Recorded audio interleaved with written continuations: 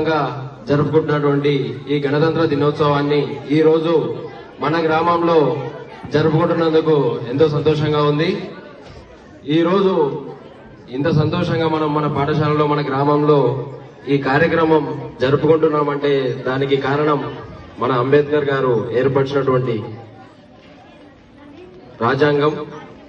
ఈ రోజు ఆ రాజ్యాంగ విధానంతోనే ఈ రోజు మనం పొద్దున్న లేస్తే సాయంత్రం పడుకున్నంత వరకు దానిపైనే మన జీవితకాలం ఆధారపడింది.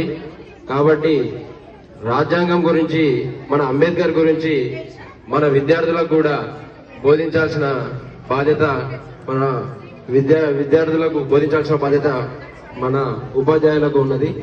ఎందుకంటే ఇప్పుడు అక్కడ కూర్చొని ఆ ఫోటో అలా చూస్తా ఉంటే వాళ్ళు చేసిన త్యాగాలు గాని ఎంతో గుర్తొస్తున్నాయి. గతంలో చూసుకుంటే 2 నెలల క్రితం మన భారత సైనికుడు సేవ చేసి ప్రాణాలు అర్పించి మన కొందూరు మండల్ యువకుడు ప్రాణాలు అర్పించడం జరిగింది. మన కోసం ఆ సరిహద్దుల్లో కష్టపడి ప్రాణాలు అర్పించి ఆయన దేహాన్ని మనకి విమానంలో మన సొంత స్వగ్రామానికి అధికారులు బాధ్యతతో పంపించడం జరిగింది. ఆ దేహం వస్తుంటే ప్రతి గ్రామాన కూడా ఘన నివాళులు అర్పించడం జరిగింది. ఎంతో గొప్ప అవకాశం ఉంటే గాని ఏదో కృతజ్ఞత చేసుకుంటే గాని ఇలాంటి అవకాశం దొరకదు. ఎందుకంటే గొప్ప చావు అని అంటారు కదా, అది ఇలాంటిదే.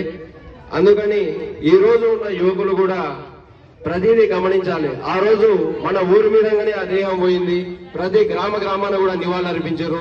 అదే మన గ్రామాన మనం ఎవరం కూడా ఆ అవకాశాన్ని వినియోగించుకోలేకపోయినాం. చెప్తున్నాను, తప్పుగా అనుకోవద్దు. ఏదైనా గొప్ప కార్యక్రమం తలపెట్టినప్పుడు ఎవరికైనా చెప్పి రమ్మంటే దానికి టైం తీసుకుంటారు. ఈ రోజు జెండా ఎగరేస్తాం 8 గంటలకు రండి బాబు అంటే 8 గంటలకు ఎవరు రారు, టైం పాటిస్తారు. అదే దావా చేసుకుందాం రండి ఒక ప్లేస్ కానీ అంటే అదే గంట ముందే వచ్చాడు ఉంటారు. అందుకని గొప్ప కార్యక్రమానికి ముందు బాధ్యత వహించాలి. తర్వాత దేనికైనా చెప్తున్నా అని చెప్పేసి అన్నది భావించొద్దు. ఎందుకంటే ఈ రోజు సమాజం అలా తయారైంది కాబట్టి ఇది భవిష్యత్తు కూడా మన చేతుల్లో ఉంది. అందుకని మనం